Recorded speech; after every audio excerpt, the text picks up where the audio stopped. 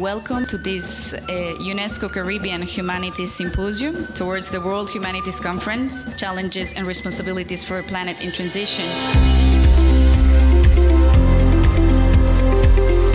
UNESCO's work with and for youth is committed to empowering young women and men and helping them to work together to drive social innovation and change, participate fully in the development of their societies, eradicate poverty and inequality, and foster a culture of peace. Youth are not just beneficiaries, but they are essential actors in finding solutions to the issues faced by young people in the world today. Their energy and leadership has been demonstrated across the world, and they must be fully engaged in social development for themselves and supported in this work by their societies. We have to pay keen attention to the concerning trend that I know is coined as selfies when you're thinking about the pictures, but there's a trend of selfies over selflessness. We have more persons who seem to be caring less about each other and becoming far more insular in a very real sense. One of the objectives of this symposium is to study how the humanities contribute or may contribute at national, regional, and international levels to measure, understand, and better manage the cultural transformations that are also expressed in economic, social, and environmental dimensions related to the progressive globalization of exchanges. Building a responsible world of solidarity is a long-term endeavor that has to draw on all the creative forces of humanity. Culture, education, philosophy, science, information technology, law, and international cooperation provide us with the means. Building the ramparts of human dignity in everyday life is not only a utopian quest. Humanism is a promise we must all keep.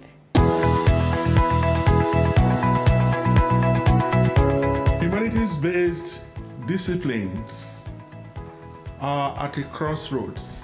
We are prepared to redefine our relevance.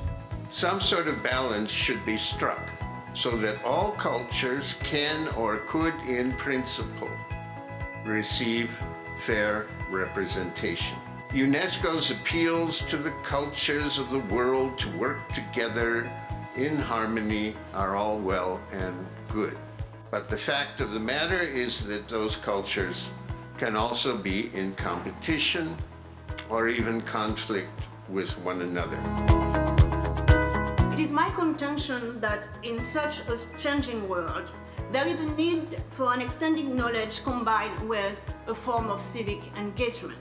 I conceive of civic engagement as broadly understood to include various ways in which individuals participate in the life of a community in order to improve conditions for others or to help shape the community's future. In the Caribbean, we have a history that we need to remember.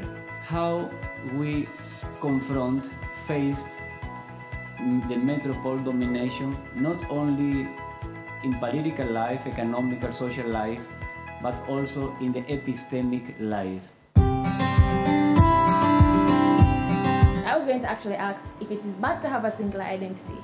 And I mean, that was answered to say not necessarily, but it is how it is publicized.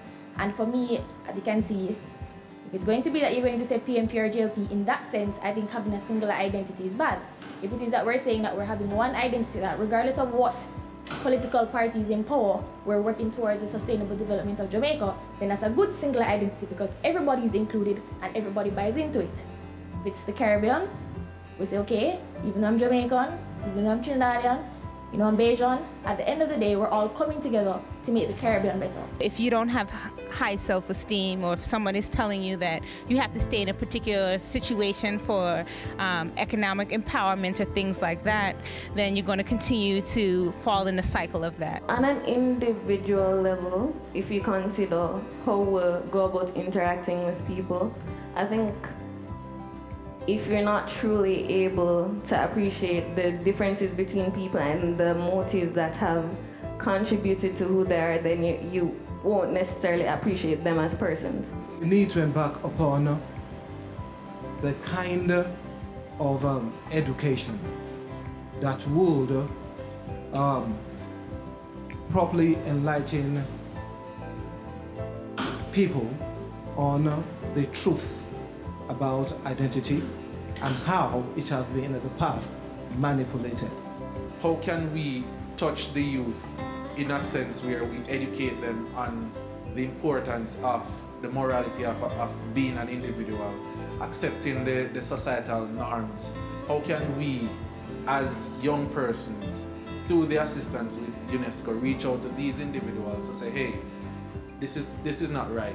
It's easier for young persons to connect with other young persons where they would listen, as opposed to an older person talking to that young person, because they're just going to see that person trying to hinder their fun.